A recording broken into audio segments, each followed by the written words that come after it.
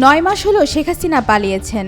এতদিন কোনো খোঁজখবর না থাকলেও হঠাৎ আলোচনায় সাবেক রাষ্ট্রপতি আব্দুল হামিদ। গত রাতের ফ্লাইটে দেশ ছেড়েছেন তিনি।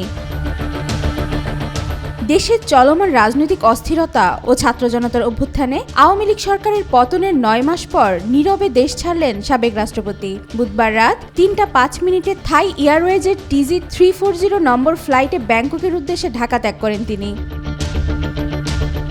বিশ্বস্ত এক সূত্র জানিয়েছে, রাত 11টার দিকে হযরত শাহজালাল আন্তর্জাতিক বিমানবন্দরে পৌঁছান সাবেক রাষ্ট্রপতি। ইমিগ্রেশন বিভাগের প্রয়োজনীয় যাচাই বাছাই শেষে তিনি দেশ ত্যাগের অনুমতি পান। জানা গেছে, তার সফরে কোনো ঘনিষ্ঠ ব্যক্তি কিংবা নিরাপত্তা সহকারী সঙ্গে ছিলেন না, যা এই যাত্রাকে আরও রহস্যময় করে তুলেছে। এদিকে সাবেক রাষ্ট্রপতির দেশত্যাগের ঘটনাকে কেন্দ্র করে রাজনৈতিক মহলে শুরু হয়েছে জোর আলোচনা। এর পেছনের মূল কারণ হিসেবে উঠে এসেছে তার বিরুদ্ধে দায়ের হওয়া একটি হত্যা মামলা।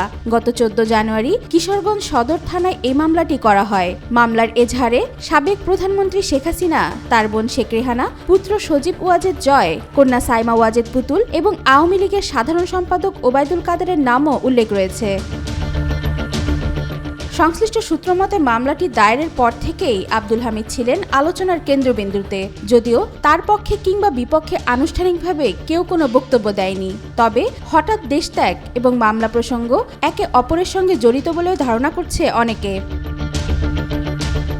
উল্লেখ্য, আব্দুল হামিদ বাংলাদেশের ইতিহাসের প্রথম ব্যক্তি যিনি টানা 2 মেয়াদে রাষ্ট্রপতির দায়িত্ব পালন করেন। 2013 থেকে 2023 সাল পর্যন্ত তিনি এই পদে অধিষ্ঠ ছিলেন। দীর্ঘ রাজনৈতিক জীবনে কিশোরগঞ্জ 4 আসনের সংসদ সদস্য, জাতীয় সংসদের স্পিকার সহ নানা গুরুত্বপূর্ণ পদে ছিলেন তিনি।